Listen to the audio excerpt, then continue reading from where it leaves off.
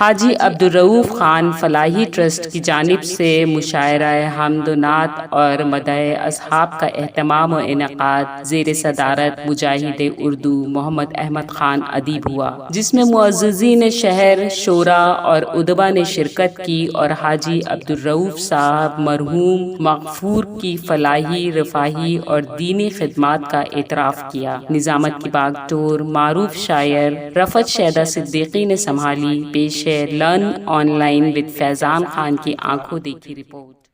لوگوں نے بوڑھا سمجھ رکھا ہے، لیکن اللہ رب العزت نے ہمیں بڑھاپا دور رکھا ہے۔ آج میرا سب سے پہلا خوشگوار فرض یہ ہے کہ میں اس محفل کے بانی محمد معروف خان صاحب اور ان کی اہلیہ محترمہ کے خلاف جن مخالفین نے ایک جھوٹا مقدمہ قائم کیا تھا، وہ اللہ کے خصوصی نعمت سے، اللہ کی خصوصی توجہ سے ہائی کورٹ کے منصف جج نے اسے خارج کر دیا، اور اس کے لیے میں ان کو اپنی طرف سے، اہل محفل کی طرف سے ان کو اور ان کی اہلیہ کو دلی مبارکباد پیش کرتا ہوں۔ دوسری بات یہ کہ بھائی الحاج عبدالرؤف خان صاحب کی آج 10ویں برسی ہے۔ رؤف خان صاحب کے بارے میں مجھے جو علم ہے اس کا اظہار بھی کرنا ضروری سمجھتا ہوں، کیونکہ خاص طور پر ان کے نام سے یہ محفل سجائی گئی ہے۔ الحاج عبدالرؤف خان صاحب کورٹ سنبھالنے کے بعد سے وہ مدح صحابہ مشن سے وابستہ رہے ہیں۔ نہ تو مدح صحابہ کا مشاعرہ ہو، نہ تو مدح صحابہ کی میٹنگ ہو، نہ تو مدح صحابہ کا جلسہ ہو، نہ تو مدح صحابہ کا کوئی پروگرام بھی ہو، الحاج عبدالرؤف خان صاحب اس میں بنفس نبی شریک ہوتے تھے، پوری دلچسپی لیتے تھے، پورے ذوق اور شوق سے شرکت کیا کرتے تھے۔ ہر جلسے میں ان کی خدمات اس سے بھی زیادہ تھی۔ جہاں وہ یہ محسوس کرتے تھے کہ وہاں کچھ کمی محسوس ہو رہی ہے، وہ بتاتے خود دامے درہمے قدمے سہنے تعاون بھی فرماتے تھے، اور آخر وقت تک متحرک رہے۔ بالکل وہ چند دن وہ علی رہے ہیں، لیکن تمام عمر وہ متحرک رہے ہیں۔ آج وہ ہمارے درمیان نہیں ہیں۔ اللہ ان کی بھرپور مغفرت فرمائے، ان کو جنت الفردوس میں اعلیٰ مقام فرمائے، ان کے درجات کو بلند فرمائے، ان کے نیک کاموں کا ان کو نیک صلہ عطا فرمائے۔ اور میری خاص دعا یہ ہے کہ اللہ رب العزت حج کے میدان میں نبی اکرم صلی اللہ علیہ وسلم کے دست مبارک سے انہیں جام کوثر نصیب فرمائے۔ اللہ رب العزت ہماری دعا کو قبول فرمائے۔ محترم حضرات،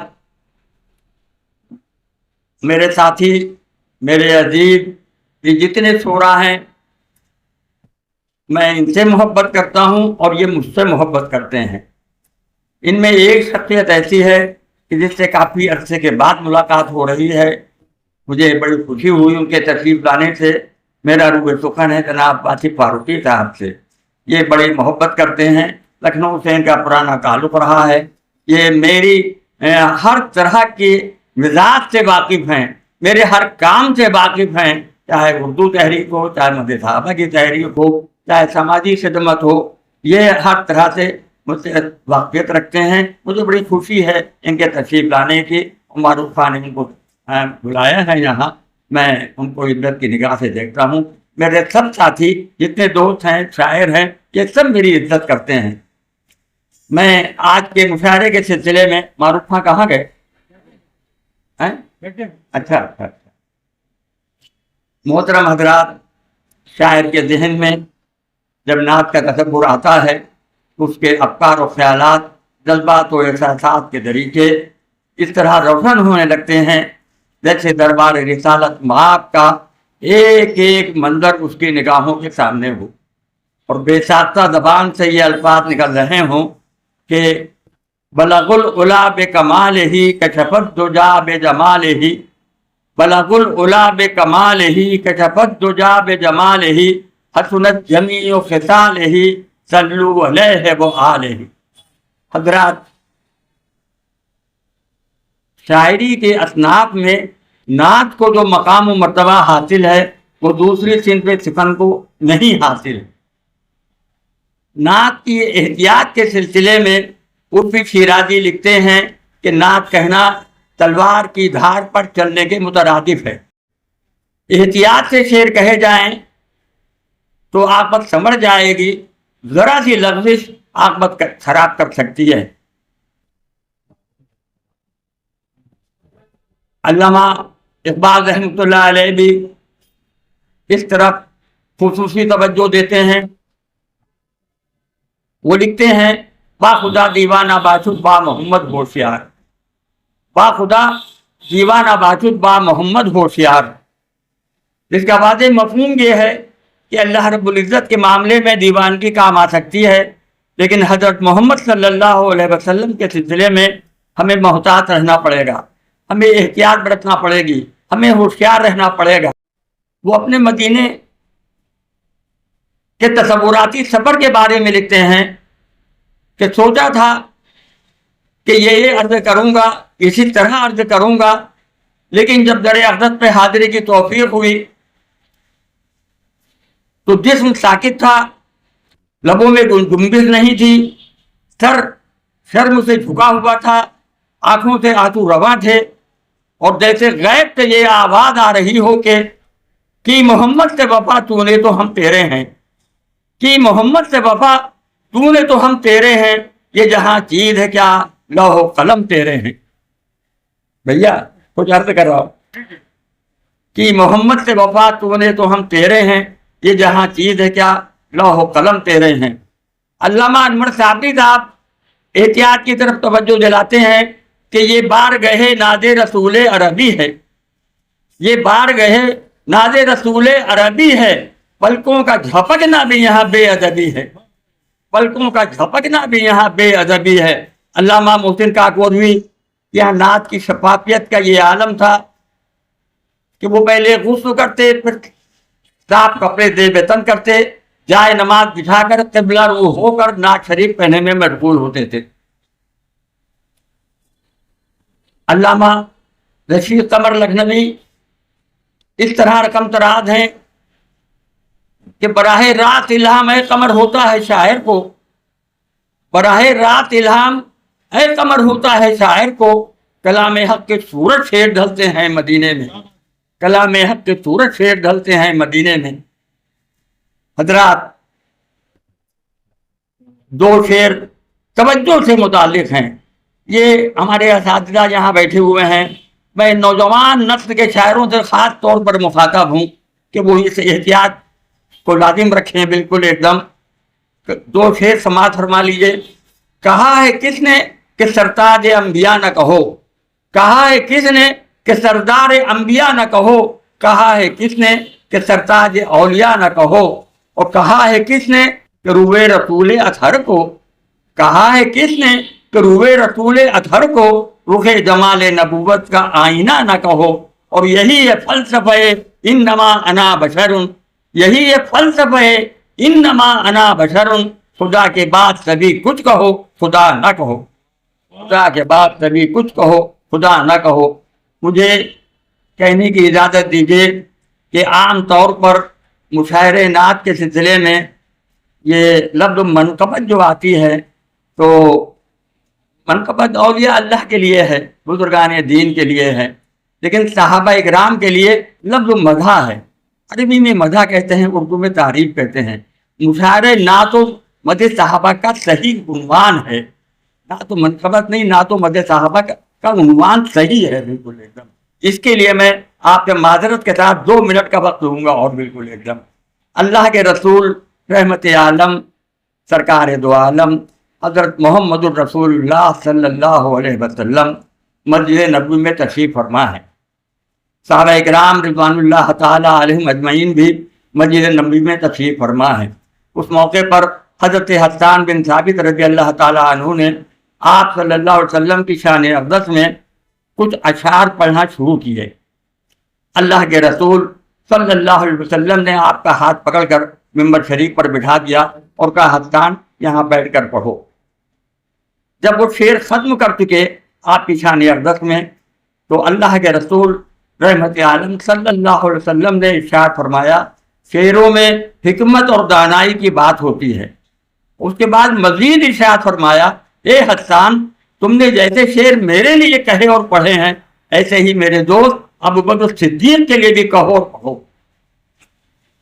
सुना कि हजरत हस्सान बिन साबित रज़ी अल्लाह ताला अन्हु दूध गो शायर थे, उन्होंने फिलबदी शेर कहे और पढ़े। यहाँ से एक बात वाज़ेह हो गई कि अल्लाह के रसूल की शान अक़दस में जो शेर पढ़े गए वो नात कहलाए, और जनाब सिद्दीक़ अकबर रज़ी अल्लाह ताला अन्हु के शेर शख्सियत पर जो शेर पढ़े गए वो मदह सहाबा कहलाए। मदह सहाबा की तारीफ उर्दू में मदह सहाबा। तो अल्लाह के रसूल ने नात भी समाअत फरमाई और मदह सहाबा भी समाअत फरमाई।